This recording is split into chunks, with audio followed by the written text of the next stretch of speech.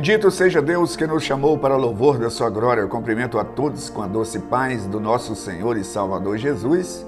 E é com alegria que estamos chegando até você com mais um programa Mensagem de Vida. Hoje, nosso tema é sobre o que Jesus viu na igreja de Éfeso.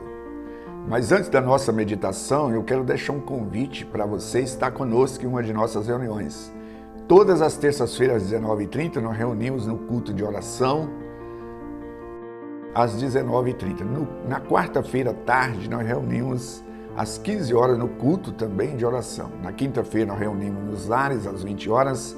No sábado, às 19h30, nós reunimos no culto de adoração a Deus. No domingo, nós reunimos em 2 horários, sendo que às 9 horas é o culto de ensino das Sagradas Escrituras e às 19 horas o culto de celebração a Deus. Fica aí o nosso convite, é sempre uma alegria receber pessoa como você em uma de nossas igrejas. Como eu já anunciei, eu quero pensar com você aqui sobre o que Jesus viu na igreja de Éfeso. Jesus escreveu 7 cartas às igrejas da Ásia. Isso está registrado no Apocalipse, né? A partir do capítulo 2, Jesus começa a dar um diagnóstico daquelas igrejas. Entre estas está a igreja de Éfeso e o nosso tema hoje, o que Jesus viu naquela igreja. E para a gente entender melhor, eu quero falar com você que essa carta aqui foi escrita quando João estava exilado na ilha de Pátimo. Essa ilha era a ilha onde o imperador Domiciano, ele usava para martirizar os seus prisioneiros. Esse homem era comparado com o imperador Nero, aquele que colocou fogo em Roma por prazer de ver as pessoas sofrendo e depois atribuiu esse feito aos cristãos. Então esse homem era um dos homens cruéis. O outro que se compara a ele é o Diocleciano também. Mas esse homem foi muito cruel, perseguiu os cristãos. E essa carta foi escrita quando João estava lá na ilha. Deus revelou. E Jesus, o próprio Jesus, ele revela. E essa igreja aqui de Éfeso, que foi fundada pelo apóstolo Paulo, teve como pastor Timóteo, uma igreja que tinha uma doutrina muito sólida, um ensinamento muito sólido. Mas, por ter esse ensinamento, a Bíblia diz que em pouco tempo, essa igreja ela evangelizou toda a Ásia Menor. O evangelho expandiu. Isso porque os fundadores ali tinham uma visão missionária. Agora o que aconteceu com essa igreja? Porque essa carta foi escrita mais ou menos no ano de 95, 96. E essa carta, quando escreve, já se encontra, essa igreja já estava afastada daquilo do propósito de Deus. Então nós vamos falar aqui o que Jesus viu. O que aconteceu com essa igreja em tão pouco tempo? Então a primeira coisa que eu quero falar, eu acredito que aquilo que aconteceu, como era essa cidade também, ajuda-nos a esclarecer. Essa cidade de Éfeso era a segunda cidade mais importante do Império Romano.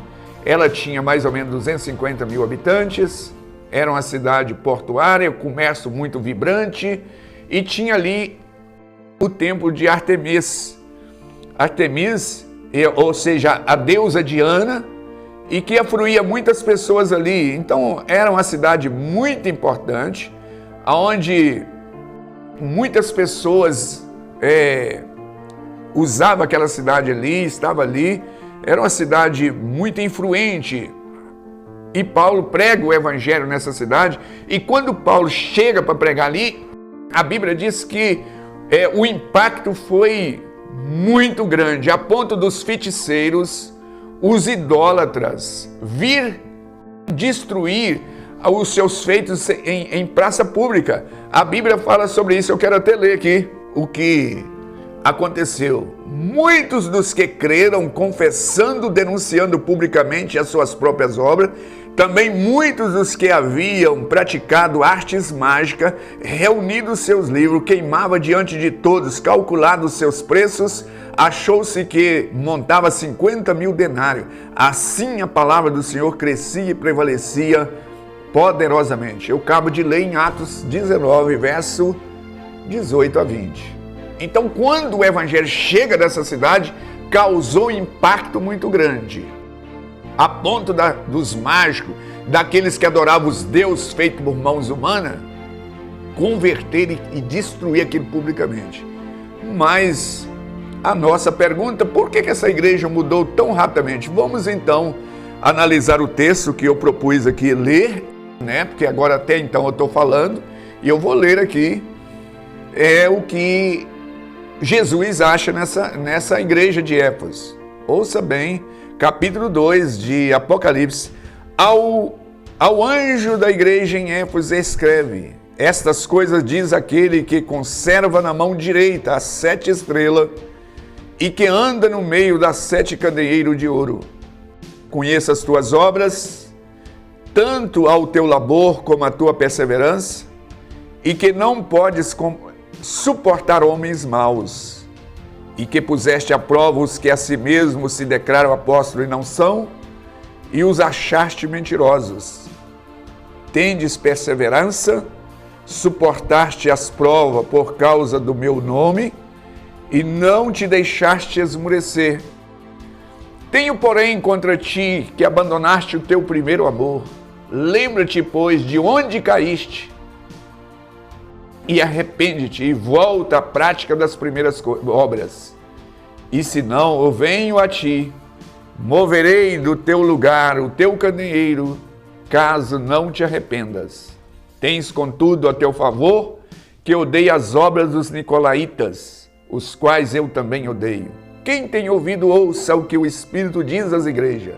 Ao vencedor dar-lhe-ei que se alimente da árvore da vida que se encontra no paraíso de Deus. Então esse texto aqui, eu quero pensar com você, que é a nossa proposta. O que Jesus viu nessa igreja? Em tão pouco tempo, uma igreja que foi fundada pelo apóstolo Paulo, pastoreada por Timóteo, uma igreja que evangelizou, e depois de 40 e poucos anos, essa igreja, ela caiu. Jesus, ele anuncia. Então eu quero pensar aqui com você algumas coisas neste texto. Jesus viu nessa igreja, no versículo 2, a perseverança, o labor. Era uma igreja que trabalhava, era um povo que servia ao Senhor, não era omisso, eles cumpriam o seu dever. Outra questão aqui, que eles também confrontavam os homens maus. Jesus viu que eles eram pessoas que não tinham medo de confrontar os mentirosos. E puseste à prova os que declaram ser apóstolos e não são, e achaste mentirosos. Então Jesus vê que eles são perseverantes, que eles uma igreja operosa, trabalhadora, é uma igreja que confronta os falsários. E no versículo 3 diz assim: tens perseverança, suportaste por causa do meu nome e não deixaste esmorecer. Tudo por causa do nosso Senhor e Salvador Jesus. Eles se expuseram, eles confrontaram, não tiveram medo daqueles que se intitulavam ser apóstolos e na verdade não eram. Jesus elogiou a atitude destes de Éfeso, dessa igreja que tiveram essa atitude. Mas Jesus vê uma coisa também, que é a falta de amor. No verso 4 diz assim: tenho, porém, contra ti que abandonaste o teu primeiro amor. Então Jesus, ele fala: vocês estavam indo bem, mas vocês estão fazendo as coisas mecanicamente. Vocês estão agindo por obrigação. Vocês estão contestando esses falsos aí, não é por amor, mas porque vocês receberam e acham que isso é obrigação.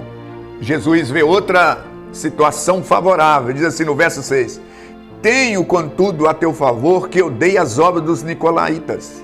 Eu também odeio. Aquela igreja, ela abominava as obras do nicolaíta. O que seria as obras do nicolaíta? É o relativismo. Né? Para muitos hoje também, essa obra do nicolaíta, ela está proliferando. Hoje não se valoriza a verdade absoluta. Não existe verdade absoluta. Não existe doutrina, não existe. Isso aí é uma visão, isso aí é interpretativo. Os nicolaítas eram da política da boa vizinhança. Não, isso pode, nós estamos no tempo da graça. Jesus já morreu por nós. O que tem isso aí? Se você está pecando, Deus tem prazer que você peque, porque quanto mais você peca, mais Ele vai mostrar o seu perdão. Como é que Ele vai revelar o seu perdão se você não falha? Como Ele vai mostrar que Ele cura se você não adoecer? Mas o viés era para a questão de transgredir. Se você não transgredir, como é que Ele vai mostrar que Ele é um Deus perdoador? O nicolaíta pregava isso aí. Como hoje muitos também. As obras do nicolaíta, elas estão em pleno vapor no século 21. Deus odeia alguma coisa? Odeia. Ele odeia o pecado. Ele odeia o relativismo. Ele odeia essa concessão do pecado. Deus não faz concessão com o pecado. Então o Senhor Jesus, Ele elogia. E Ele diz o seguinte: vocês perderam o primeiro amor. E isso é muito natural. A pessoa, às vezes, ela faz as coisas por obrigação. E aí, o Senhor Jesus, Ele, quem é o autor dessa carta é o Senhor Jesus. João simplesmente é o escritor. Aqui no verso 2, capítulo 2, verso 1, a gente vai ver que ele que dita essa carta para João, quando ele estava lá na ilha de Pátimo. E ele diz o seguinte: vocês precisam de lembrar. Então no verso 5 assim, lembra-te. Então 3 coisas precisam de acontecer. Lembrar é conscientizar do que a atitude que está fazendo, está tendo, ela precisa ser reconsiderada, precisa ser analisada. Agora, diz assim: lembra-te, pois, de onde caíste e arrepender, porque não basta lembrar. Precisa de conscientizar e arrepender de que aquela atitude. Deus não quer nada mecanicamente ou por obrigação. E aí eu quero colocar um adendo aqui, o seguinte: por que essas pessoas às vezes ficam apelando para a pessoa dar dinheiro na igreja? Desafiando. Ou então imprimindo serviço em cima das pessoas. Se tem alguém que quiser, se Deus quisesse isso, ninguém melhor do que Ele, porque tem alguém que tem mais força do que esse Deus Todo-Poderoso? Ele que ia fazer isso, não ia falar para a gente fazer, forçar as pessoas. Então, Deus não quer nada forçado, Deus não quer nada imposto. E tem que ser espontâneo. O reino de Deus é espontâneo. Por isso que no verso finalizando, ele diz assim: quem tem ouvido, ouça. Vamos imaginar um casal, né, daquele homem que é bravo mesmo para sua esposa. E ele exige dela que ela entregue a roupa passada, que faz a comida do jeito dele, ele impõe, ele obriga. Ele pode obrigar essa esposa dele a tudo. E ela pode fazer até por medo, por pressão, ou por obrigação, porque ela fez aliança, assim, eu tenho que levar esse casamento até o fim. Mas ele não consegue obrigar ela a amá-lo. Esse homem não vai conseguir obrigar sua esposa a amar. Deus, ele tem consciência disso. E Deus tem consciência disso. Por isso que ele fala assim, quem tem ouvido, ouça. Isso já é uma manifestação do amor de Deus, porque ele quer as coisas espontâneas. Por isso que eu volto à questão de forçar as pessoas, você tem que dar isso, dar aquilo, você tem que fazer isso, fazer aquilo. Todo e qualquer movimento, ações que temos em direção a Deus, se não for por amor, não vale absolutamente nada. Agora, o amor de Deus é muito grande. Ele deu a vida por nós.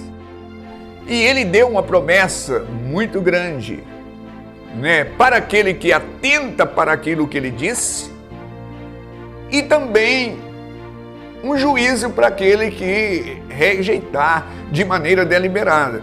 E eu quero finalizar lendo aqui, porque aqui diz o seguinte, no verso 5, venho sem demora.